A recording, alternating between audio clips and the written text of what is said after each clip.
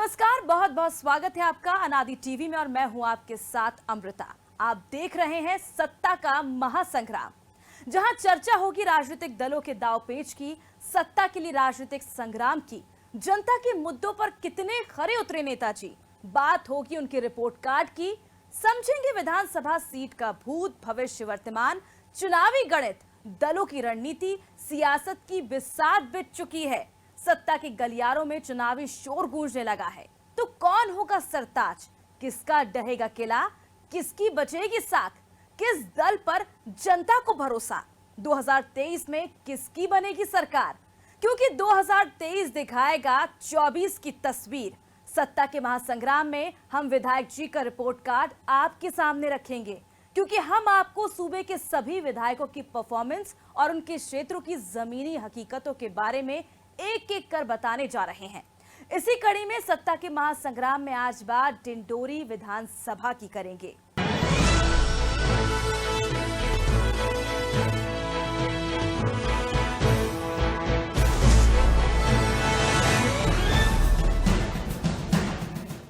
मध्य प्रदेश में जैसे जैसे चुनाव नजदीक आ रहे हैं, प्रदेश का माहौल गर्माता जा रहा है। चारों तरफ चुनाव की चर्चा हो रही है। जाहिर है कि कुछ हफ्तों बाद विधानसभा चुनाव होने हैं, लिहाजा राजनीतिक दलों ने अपनी तैयारियों को और ज्यादा मजबूत करने की कवायद भी शुरू कर दी है। इस बीच डिंडोरी विधानसभा सीट को लेकर भी सियासी तैयारियां जोरों पर है। महाकौशल की आदिवासी अंचल की डिंडोरी एक छोटे से जिले की विधानसभा है। ये विधानसभा अनुसूचित जनजाति के लिए सुरक्षित है। यहाँ लगभग 60% आदिवासी रहते हैं। पिछले 3 विधानसभा चुनाव से कांग्रेस के पास है। इस विधानसभा की पहचान बैगा आदिवासियों के नाम पर है। यहाँ मुख्य मुकाबला बीजेपी और कांग्रेस के बीच में है, लेकिन गोंडवाना गणतंत्र पार्टी भी यहाँ से हुंकार भर रही है। हालांकि जनता इस बार क्या चाहती है, ये जानना बेहद जरूरी है। हम आपको इस क्षेत्र को लेकर सत्ता पक्ष और विपक्ष के क्या दावे हैं, ये भी बताएंगे, और जनता का इस बार क्या मूड है, ये खुद वोटर्स की जुबानी हम आप तक पहुंचाएंगे। लेकिन इससे पहले डिंडोरी विधानसभा क्षेत्र के मुद्दे क्या हैं, यहाँ वोटर्स की संख्या क्या है, अब तक कौन सी पार्टी कितनी बार इस सीट पर कब्जा कर चुकी है, पहले इन समीकरण को समझ लेते हैं। डिंडोरी विधानसभा सीट पर इस बार चुनावी जंग जोरदार होगी। यूं तो डिंडोरी विधानसभा सीट को कांग्रेस के प्रभाव वाली सीट माना जा रहा है, क्योंकि इस सीट पर पिछले 3 चुनाव से लगातार कांग्रेस से ओमकार मरकाम जीत रहे हैं। उन्होंने बीते 2 चुनावों में भारतीय जनता पार्टी के जय सिंह मरावी को शिकस्त दी है। बेशक ओमकार मरकाम की छवि डिंडोरी विधानसभा में अच्छी है, इसलिए उन्हें कमलनाथ सरकार में कांग्रेस ने मंत्री बनाया था। लेकिन इस बार का चुनाव ओमकार मरकाम के लिए सरल नहीं होगा, क्योंकि कांग्रेस के एक नेता रुद्रेश परस्ते ने घोषणा कर दी है कि अगर कांग्रेस ने उन्हें टिकट नहीं दिया तो वे निर्दलीय चुनाव में खड़े हो जाएंगे। हालांकि कांग्रेस इस बार भी चाहेगी कि क्यों न इस सीट पर फिर से कब्जा किया जाए, लेकिन डिंडोरी की जनता क्या चाहती है ये तो समय ही बताएगा, क्योंकि जनता कहीं खुश तो कहीं नाखुश नजर आ रही है। हालांकि शिवराज सरकार की योजनाओं से जरूर लोगों के चेहरों पर मुस्कान देखी जा रही है। खैर, इस बार जनता का मूड क्या है, नेताओं के क्या दावे हैं, ये जानने से पहले समझ लेते हैं डिंडोरी विधानसभा सीट का पूरा समीकरण। सबसे पहले जानते हैं कि पिछले 3 चुनाव में इस सीट पर किसका दबदबा रहा। 2008 में कांग्रेस से ओमकार मरकाम जीते थे। उन्होंने बीजेपी के ओम प्रकाश धुर्वे को हराया था। 2013 के चुनाव में भी कांग्रेस से ओमकार मरकाम ही जीते। उन्होंने इस बार बीजेपी के जय सिंह मरावी को हराया था। 2018 के चुनाव में ओमकार ने जीत की हैट्रिक मारी। उन्होंने इस बार भी बीजेपी के जय सिंह मरावी को मात दी। तो ये तो तय है कि क्षेत्र की जनता पिछले 3 बार से ओमकार मरकाम को ही पसंद कर रही है। लेकिन ऐसे में ये जानना जरूरी हो जाता है कि यहाँ के असल मुद्दे क्या है, जिनका सरोकार सीधा जनता से है। तो चलिए एक नजर डालते हैं इस क्षेत्र के प्रमुख मुद्दों पर। डिंडोरी विधानसभा सीट के प्रमुख मुद्दे हैं सड़कों का अभाव, पानी की बड़ी समस्या, रोजगार का अभाव और पलायन एक बड़ा मुद्दा है। ये है इस क्षेत्र के प्रमुख मुद्दे जिनके दम पर इस बार क्षेत्र में आर पार की लड़ाई देखने को मिलेगी।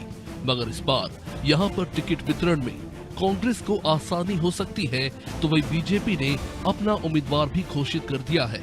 बीजेपी ने यहाँ से पंकज टेकाम को टिकट दिया है। डिंडोरी विधानसभा सीट बीजेपी के प्रत्याशी पंकज टेकाम। वही कांग्रेस की बात करें तो कांग्रेस में फिर से वही नाम सामने निकल कर आ रहा है। कांग्रेस में फिर से ओमकार मरकाम को ही मैदान में उतारेगी। डिंडोरी विधानसभा क्षेत्र में अगर मतदाताओं की संख्या की बात करें तो यहाँ पर कुल मतदाताओं की संख्या 2,41,245 है। पुरुष मतदाता 1,20,362 है। वही महिला मतदाताओं की संख्या 1,21,086 है। वही अन्य मतदाताओं की संख्या 10 है।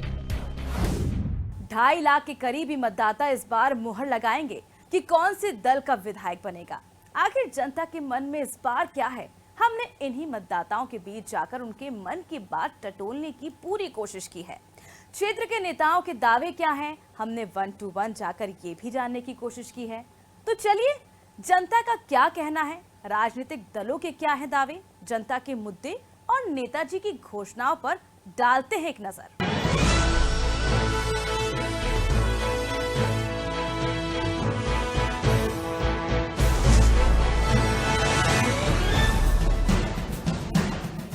नमस्कार, मैं हूं ओम प्रकाश परस्ते और आप देख रहे हैं अनाजी टीवी। सत्ता के महासंग्राम में आज बात होगी आदिवासी बहुल डिंडोरी विधानसभा सीट की। इस सीट पर पिछले 1.5 दशक से कांग्रेस का कब्जा है, यानी ओमकार सिंह मरकाम यहाँ से पिछले 3 चुनाव लगातार जीतते आ रहे हैं। करीब 2.25 लाख मतदाता वाली इस सीट पर करीब 1.5 लाख आदिवासी मतदाता हैं, जो क्षेत्र के विधायक तय करने में अहम भूमिका निभाते हैं। तो सत्ता के महासंग्राम में आज हम जानेंगे जनता की मन की बात और नेताओं के दावे और वर्तमान विधायक के सामने मौजूद चुनौतियों की। जनता ही सरकार चुनती है। 5 साल बाद जनता ही फैसला सुनाती है कि वो अपने क्षेत्र की जिम्मेदारी किसे देना चाहती है। तो सबसे पहले जनता की इस बार क्या राय है, ये जानना जरूरी है। सत्ता के महासंग्राम में मेरे साथ वरिष्ठ पत्रकार राजेश विश्वकर्मा हैं, जो सामाजिक, राजनीतिक और विभिन्न मुद्दों पर जनता की आवाज़ बुलंद करते रहते हैं। आइए हम बात करते हैं। भाई साहब, क्या लगता है विधानसभा डिंडोरी विधानसभा में लगातार तीसरी बार कांग्रेस जीतती आ रही, क्या लगता है आपको? सीधी सी बात है, भाजपा के पास कोई विकल्प का न होना। ज़्यादा मैं बात नहीं करूँगा, इतना ही बताऊँगा कि ओमकार मरकाम का जिले की राजनीति के अहम योगदान है और अपना एक बड़ा नाम है। और सबसे बड़ी चीज़, भाजपा के पास इनका कोई विकल्प नहीं है, कोई तोड़ नहीं है। पिछली 3 पंचवर्षीय योजनाओं में देखा गया है कि भाजपा प्रयास तो लगातार कर रही है लेकिन सफल नहीं हो पा रही। अब सफल क्यों नहीं हो रही, इसकी वजह भी है कि इनके अंदरूनी कलह है आपस में। ज़िले में जो राजनीति चल रही है, भाजपा में अंदरूनी कलह है। अब भाजपा में अंदरूनी कलह में 2 गुट सामने आ रहे हैं। एक गुट धुर्वे जी का गुट आ रहा है, दूसरा गुट आ रहा है आपका कुलस्ते जी का। जब तक ये 2 गुट एक साथ नहीं होंगे और मिलकर पार्टी के लिए काम नहीं करेंगे, तब तक ये मानकर चलिए कि आप जिले की राजनीति में तो मुझे नहीं लगता कि भाजपा यहाँ से काबिज होने पाए। इसके लिए भाजपा को एक होना पड़ेगा, जो 2 गुट बने हैं उनको एक होना पड़ेगा, तब जाकर यहाँ वो सफल हो पाएंगे। अन्यथा की स्थिति में आप भूल ही जाइए। यहाँ क्या लगता है लाडली बहना योजना विधानसभा चुनाव में गेम चेंजर साबित होंगे? जी देखिए, आदिवासी बहुल्य जिला है, यहाँ की जनता बेहद शांत और सौम्य है और मुझे नहीं लगता कि यहाँ की जनता जो है सब जगह में आ जाए या प्रलोभन में आ जाए किसी भी प्रकार की। यहाँ की जनता तो सिर्फ इतना चाहती है कि उसके साथ जो भी कैंडिडेट है सुख दुख में उसके साथ खड़ा हो, है ना, उसका भागीदार हो सुख दुख का। तो ऐसे व्यक्ति को यहाँ की जनता तवज्जो देती है। वो प्रलोभन से उसे कोई लेना देना नहीं है। आप लाख योजनाएं संचालित कर लें या उनके घर तक पहुँचा दें, तो भी मुझे नहीं लगता कि ये योजनाएं मुख्यमंत्री महोदय की यहाँ काम करेंगी, जब तक ये आपसी कलह इनकी अंदरूनी बनी हुई है भाजपा। क्या लगता है विगत 10 वर्षों में क्षेत्र का कितना विकास हुआ? कुछ नहीं हुआ है उधर। वो पानी का लाइट आता है, लाइट कुछ नहीं जलता है, उसमें बिजली बिल आता है। उसमें लाइट के यहाँ में लाइट कुछ नहीं है, पानी के साधन भी नहीं है वहाँ कुछ, और रोड की भी साधन नहीं है। लेकिन वो रोड होता नहीं होता, लेकिन 2 चीज़ हो, पानी के साधन हो जाता तो ठीक रहे। और क्या लगता है आपके मोहल्ले में, क्षेत्र में पानी बिजली सड़क कुछ नहीं है। कुछ नहीं। क्या लगता है विगत 10 वर्षों में क्षेत्र का कितना विकास हुआ है? अब हुआ है सर, नल जल पानी नहीं है हमारे यहाँ। ग्राम में पंचायत है और सब तीनों चारों गांव से जुड़ते हैं तो पानी की तरफ है, तो नल जल पानी भी नहीं है। नहीं और बात तो सब ठीक है, जैसे आवास है तो है, जिनका बना है तो बन गया है, जिनका नहीं बना है तो नहीं बना है।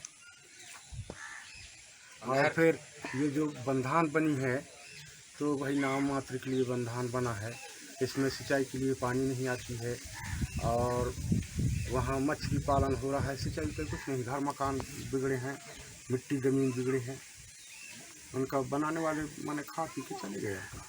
क्षेत्र का विकास हुआ है पर हमारे यहाँ जो नल जल योजना है वो नहीं लाया गया है। जो घर घर बोले थे सरकार की पानी देने के लिए वो नहीं दे रहे हैं। यहाँ लगा भी नहीं है ना कुछ नहीं, ना टंकी भी नहीं है चौराहा में।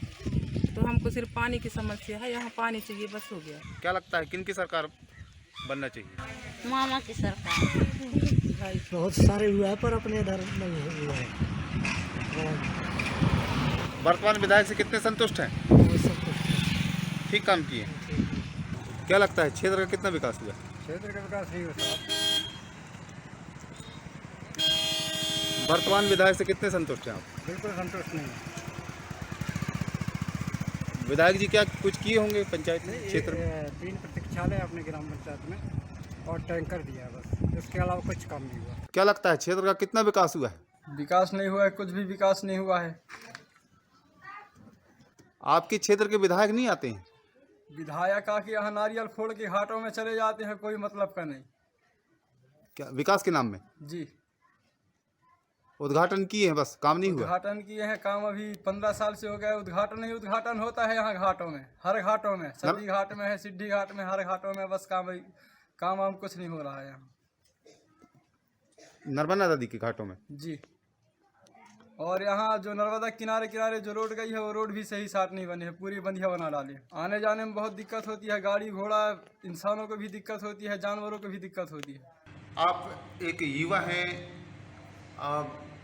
कंपटीशन एग्जाम की तैयारी कर रहे हैं, क्या लगता है आपको किसकी सरकार बननी चाहिए? जी, मुझे लगता है कि जो अभी रूलिंग पार्टी है बीजेपी, उसको ही आना चाहिए नेक्स्ट 5 इयर्स के लिए भी, क्योंकि जो अभी इंडिया की पोजीशन है ग्लोबली वो बहुत ज़्यादा इफ़ेक्टिव है। जैसे अभी G20 हुआ, उसमें हम क्लियरली देख सकते हैं कि कितने अच्छे तरीके से इंडिया ने होस्ट किया और जो बाकी कंट्रीज़ का इन्वॉल्वमेंट था वो भी बहुत सही था। तो आई थिंक बीजेपी आनी चाहिए। क्या लगता है राज्य सरकार का महत्वाकांक्षी योजना लाडली बहना योजना क्या विधानसभा चुनाव में गेम चेंजर साबित होंगे? जी हाँ, जरूर होंगे। गेम चेंजर साबित जरूर होंगे क्योंकि वो लगातार कितना महिलाओं के लिए बहुत कुछ कर रहे हैं। विगत 10 वर्षों में क्षेत्र का कितना विकास हुआ है? कुछ विकास नहीं हुई सर। वर्तमान विधायक हैं, उनसे संतुष्ट हैं आप? नहीं है, नहीं यहाँ ना। क्या है, वो तो उसके पहले जो आए थे विधायक साहब, तो जब चुनाव नहीं हुआ था जब आए थे तो वो बोले थे कि घाट ये लोकामपुर में बनेगा, और वो तो जब से जीते हैं तो इस गांव को वो तो मालूम ही नहीं है कि कौन से गांव है लोकामपुर। अभी देखिए हमारे ग्राम में 3 घाट हैं, कोई घाट नहीं बना है। रोडों को देखो, हम नर्मदा किनारे आते जाते हैं, तीनों घाट में कोई व्यवस्था नहीं है, न नहाने का व्यवस्था है, और जगह जो रखा जाता है मर्यादा के लिए जो नारियों के लिए, तो ये कोई ढंग नहीं है अपने यहाँ। क्या विधानसभा चुनाव में लाडली बहना योजना गेम चेंजर साबित होंगे? क्या लगता है आपको? लाडली बहना ठीक है, जो अभी शिवराज जी जो कर रहे हैं वो बहुत अच्छा काम कर रहे हैं। नारी को सम्मान, नारी का मर्यादा जो बनाए रखने के लिए उन लोगों ने जो किया है अभी, वो ठीक है, तो वो बहुत अच्छे काम कर रहे हैं। अब पहले जो भी किए हों, बाकी अभी जो भी कार्य कर रहे हैं वो तो अभी जनहित में कर रहे हैं, गरीबों के लिए कर रहे हैं। इससे अपन संतुष्ट हैं, उनसे अपन भारी संतुष्ट हैं। ये है कि अपने जो गांव के विकास की देखा जाए तो कुछ भी विकास नहीं है। सबसे अब नर्मदा किनारे का गांव है, न रोड है सही साट, न घाट है, ये सबसे परेशानी है अपने यहाँ। बहुत तकलीफ है, सबसे ज्यादा परेशानी घाट नहीं है। और कई देखिए, जब तो पुल नहीं रहा तो बहुत दूरी से आदमी अपने गांव से पैदल चल के जाते थे डिंडोरी, वो मार्ग भी अब तो कहा पैदल जाने के लिए जो बच्चों को उनको भारी परेशानी उठाना पड़ता है। सब अभी भी हम लोग कीचड़ से आते जाते हैं। अभी जो वर्तमान विधायक हैं जी, उनसे आप कितने संतुष्ट हैं? जी संतुष्ट तो है उनसे, लेकिन क्या है और बेहतर हो सकता है रोजगार के क्षेत्र में, अगर वो चाहें तो सुचारू रूप से। अगर जो नीचे तबके के लोग हैं उनके लिए अगर करना चाहते तो और अच्छा कर सकते हैं। क्या है, राजनीति एक ऐसा चीज़ है जो क्या है, जब चुनाव का समय आता है तब लोग क्या है जागरूक होते हैं, उनके पार्टी वाले जागरूक होते हैं। अगर नहीं हमें करना है दिखावे के, हमें ऐसा नहीं करना चाहिए। मैं आपको एक एग्जाम्पल देना चाहता हूँ। जो केजरीवाल जी हैं दिल्ली से, वो उन्होंने भाषण में कहा था, आप भी सुने होंगे शायद, कि अगर मैं काम किया हूँ तो मेरे को वोट दीजिए, अगर मैं काम नहीं किया हूँ तो मेरे को मत दीजिए, अगर आप मेरे संतुष्ट हैं तब वोट दीजिए, अन्यथा वोट देने की ज़रूरत नहीं है। ऐसे होना चाहिए हमारे लीडरों को। क्या है, जन कल्याण के लिए होना चाहिए। नेता वही सच्चा है जो जनताओं के लिए करे। इसीलिए तो लोकतंत्र है हमारे भारत में और गणतंत्र है, इसीलिए बनाया गया है, ताकि क्या जो है हम भेजते हैं ऊपर बना के, जनता बना के भेजती है, किसे सरकार चुनती है, वो इसलिए चुनती है ताकि हमारा काम जो हम लोग वहाँ बात नहीं पहुँचा पाते हैं वो हमारे लिए काम करें, ताकि हमें जो है रोज़गार मिले, सामाजिक अधिकार, राजनीतिक अधिकार, हर चीज़ में क्या है बराबर का, न्यायपालिका हो गया, हर जगह न्यायालय में हो गया, हमें क्या मिलना चाहिए, सबको सेम न्यायालय मिलना चाहिए, बराबर न्यायालय मिलना चाहिए। इसलिए तभी तो लोकतंत्र का एक्चुअल मतलब यही है। यही कहना चाहूँगा कि जो भी गवर्नमेंट आए आने वाले समय में, वो क्या है जनहित के लिए कार्य करे। अभी ऐसा नहीं कह सकते कि यहाँ कांग्रेस की सरकार आया, बीजेपी की, आम आदमी की, क्योंकि लीडर वही है जो अच्छा लोगों के हित के लिए काम करे। मैं किसी का नाम नहीं लेना चाहता या मैं किसी पार्टी से बिलोंग नहीं करता, ऐसा कुछ नहीं है। मैं किसी पार्टी का बिल्कुल नाम नहीं लेना चाहूँगा। जो भी सरकार आए उनसे मैं यही अपेक्षा करूँगा कि वो जनहित में कार्य करें, जन कल्याण में कार्य करें, बस। क्या लगता है सर, विगत 10 वर्षों में क्षेत्र का कितना विकास हुआ है? देखा जाए भाजपा सरकार में अच्छा विकास हुआ है। आप गांव-गांव जाके देख सकते हैं, पक्की सीसी सड़क, पक्की सड़क, सभी प्रकार के विकास हुआ है। क्या लगता है राज्य सरकार की योजना लाडली बहना विधानसभा चुनाव में गेम चेंजर साबित होंगे? बिल्कुल होगी। इससे पहले आप जानते हैं, आप भी देखे हैं, इससे पहले महिलाओं के बारे में कोई सरकार कभी ध्यान नहीं दिए हैं। अब भाजपा की सरकार ध्यान दिए हैं। 1000 रुपये महीने प्रति माह महिलाओं को मिल रहा है, महिला लखपति हो रही है। हमारे क्षेत्र में जो 95% आबादी है वो अनुसूचित जनजाति वर्ग से सरोकार रखने वाले व्यक्तियों की है। लगभग मुझे 5 से 6 वर्ष हो गए राजनीति करते। इतने वर्षों में हमारे क्षेत्र में न माननीय सांसद महोदय के द्वारा, न संबंधित विधायक जी के द्वारा और किसी भी जनप्रतिनिधि के द्वारा शायद ही यहाँ पर पूरी जागरूकता के साथ विकास कार्य में ध्यान दिया। सबसे बड़ी समस्या हमारे जिले की है कि बार बार संज्ञान में लाने के बाद भी इस जिले की जितनी महिलाएं हैं, जितनी बहनें हैं, मैं माननीय शिवराज सिंह चौहान जी आपसे भी निवेदन करता हूं कि आप एक डेटा तैयार करवाएं और यहाँ पे संबंधित कलेक्टर साहब को, सहायक आयुक्त महोदय को, थाना प्रभारी को, एसपी महोदय को इनसे सूची मांगे, जानकारी मांगे कि पिछले 10 वर्षों में कितनी लड़कियां, कितनी महिलाएं डिंडोरी जिले से पलायन करके धागा फैक्ट्री में, गुजरात में, महाराष्ट्र में, जम्मू कश्मीर में काम के सिलसिले से बाहर गई हैं और लौटी हैं कि नहीं लौटी। लाइट नहीं है ना, कच्चे से पानी की सांस है, जेठ बैसाख लाट आ जाते कुछ नहीं मिलता है। तो सुना आपने, जनता इस बार क्या चाहती है। ये वही जनता है जो किसी भी पार्टी को अर्श से फर्श तक और फर्श से अर्श तक पहुंचाने में अहम रोल अदा करती है। चलिए, ये तो हो गई जनता की बात, लेकिन अब इस क्षेत्र के नेताओं का क्या कहना है और कैसे वो एक दूसरे पर आरोप लगा रहे हैं, ये भी सुन लेते हैं। सत्ता के महासंग्राम में हम आ गए हैं नेताओं के पास। मेरे साथ भाजपा नेता और पूर्व विधायक दूलीचंद उरैती जी हैं। हम उनसे जानेंगे क्या कारण है लगातार 3 विधानसभा सीट, डिंडोरी विधानसभा सीट से कांग्रेस जीतती आ रही है, बीजेपी नहीं जीत रही है। सर, क्या कारण है लगातार कांग्रेस जीत रही है विधानसभा सीट डिंडोरी, बीजेपी नहीं जीत पा रही है? सर, क्या कहेंगे? 2003 से भारतीय जनता पार्टी की सरकार है और जब से सरकार आई है तब से सरकार के द्वारा लगातार जनता के हित में अनेक योजनाएं किसान ने लागू की है, जिसका सीधा सीधा लाभ जनता को मिल रही है। किसान सम्मान निधि हो, किसानों के लिए अनेक ऐसी योजनाएं हैं जिसके कारण जो है किसानों का उत्पादन बढ़ा है। फसल किसानों को अनेक सुविधा दी जा रही है, सिंचाई के लिए सिंचाई की सुविधा दी जा रही है, बिजली सुविधा दी जा रही है, खाद और बीज उन्नत किस्में दी जा रही है, जिसका परिणाम है कि किसानों को जो है इसका लाभ मिल रहा है। आज जहां हमारे जिले में खाने के लिए अन्न नहीं पैदा होता था, वो आज हम 9 लाख कुंटल गेहूं सोसाइटी के माध्यम से बेच पा रहे हैं। ये अच्छी किसान नीति का परिणाम है। इसके साथ ही साथ अनेक योजनाएं, चाहे मुख्य लाड़ी बहना योजना हो, चाहे मुख्यमंत्री कन्यादान योजना हो, चाहे स्वास्थ्य बीमा योजना हो, अनेक ऐसी योजनाएं हैं जिनका सीधा सीधा लाभ जनता को मिल रही है। स्थानीय स्तर पर रोजगार मिल रहा है, लोगों को काम मिल रहा है, जनता लाभ भी उठा पा रही है। माननीय प्रधानमंत्री नरेंद्र मोदी जी जब से आए हैं 14 से, लोगों को केंद्र सरकार के द्वारा भी, चाहे प्रधानमंत्री आवास हो, चाहे जल जीवन मिशन के माध्यम से नल जल योजना हो, चाहे उज्ज्वला योजना हो, अनेक ऐसी योजनाएं हैं, किसान सम्मान निधि योजना, जिनका लाभ सीधे सीधे जनता को मिल रही है। जनता इसको महसूस भी कर रही है और जनता बीजेपी को वोट देना चाह रही है। इसके बावजूद भी हम लगातार 3 बार से विधानसभा सीट हार रहे हैं। उसका कारण मुझे ऐसा लगता है कि कहीं न कहीं संगठनात्मक दृष्टि से लोकल स्तर पर जिले के अंदर हमारी कोई कमियां हैं, जिसका हम हार रहे हैं। हम 2023 के चुनाव में निश्चित रूप से इसको सुधार करेंगे और 2023 के चुनाव जीतेंगे। क्या लगता है क्षेत्र का पिछले विगत 10 वर्षों से कितना विकास हुआ है? देखिए, 2008 के पहले जो स्थिति थी डिंडौरी जिले की और उसके बाद की जो स्थिति है वो सबके सामने है। जब से भैया ओमकार सिंह मरकाम जी विधायक बने, उनका विकास मैं आपको बता दूं। सबसे पहले तो हम सड़क पे जाते हैं कि सड़क की स्थिति क्या थी।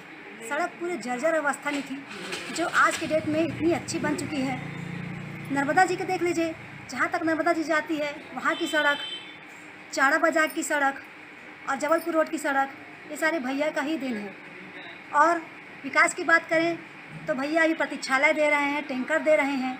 और जब 1.5 साल की जब कांग्रेस की सरकार थी, कमलनाथ जी मुख्यमंत्री थे और भैया ओमकार सिंह मरकाम हमारे मंत्री थे, तब सबसे पहले किसान का कर्जा माफ़ हुआ। उसके बाद हमारे भैया ओमकार सिंह मरकाम जी का विकास मैं आपको बताऊं तो उन्होंने 25-25 हज़ार हर ग्राम पंचायत में देने के लिए कहा, जो वो देते थे वो। लेकिन जब से भारतीय जनता पार्टी की सरकार आई, तब से उन्होंने उस योजना को बंद कर दिया।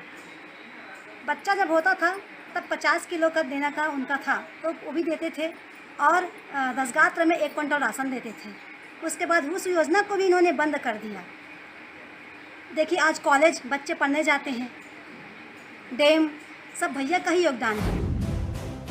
बीजेपी और कांग्रेस के नेता एक दूसरे पर आरोप लगा रहे हैं, लेकिन अब जान लेते हैं डिंडोरी के विकास के लिए वर्तमान विधायक ओमकार मरकाम ने अब तक क्या क्या किया है। देखिए, जो कांग्रेस की घोषणा पत्र थी वो घोषणा पत्र नहीं थी, वचन पत्र थी। और वचन पत्र में जो किसानों की कर्जा माफी के लिए जो वचन दिया गया था, माननीय कमलनाथ जी मुख्यमंत्री के शपथ लेने के 1 घंटे के बाद उस निर्णय पे हस्ताक्षर किए। तो ये पहला कार्य हमारा प्रारंभ हुआ। फिर जो पेंशन बढ़ाने की बात थी, 300 को 600 रुपये किया गया, बिजली के बिल हाफ किया गया। इस तरह से हमारे जो वचन थे वो जारी हो गए थे जनता तक जाने के लिए। पर जिस तरह की सरकार की जो अच्छी नीयत थी, उसको भारतीय जनता पार्टी ने रोकने के लिए पैसे के दम पर प्रदेश की सरकार गिरा दिया, जिसके वजह से वो योजना जो ऋण माफी के थे वो हमारे बंद हो गए।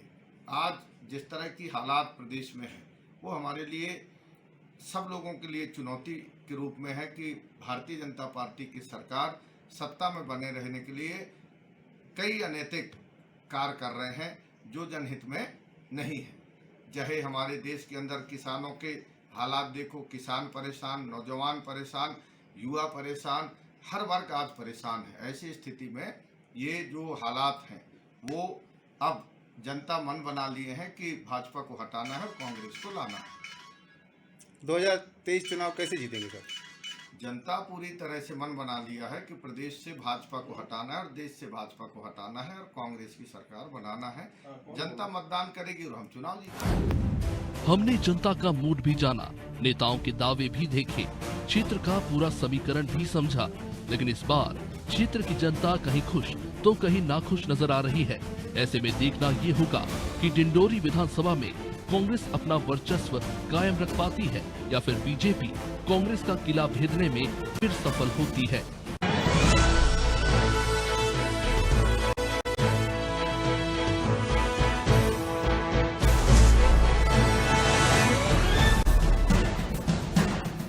ये तो तय है कि जिस तरह के समीकरण बन रहे हैं, ऐसे में इसी साल के अंत में होने वाले विधानसभा चुनाव बेहद दिलचस्प होने वाले हैं, क्योंकि सत्ता के महासंग्राम को जीतना तो हर कोई चाहता है, लेकिन जनता का मन पढ़ पाना इतना भी आसान नहीं है। फिलहाल के लिए मुझे दीजिए इजाजत, फिर मिलते हैं सत्ता के महासंग्राम में किसी दूसरी विधानसभा की जानकारी के साथ। नमस्कार।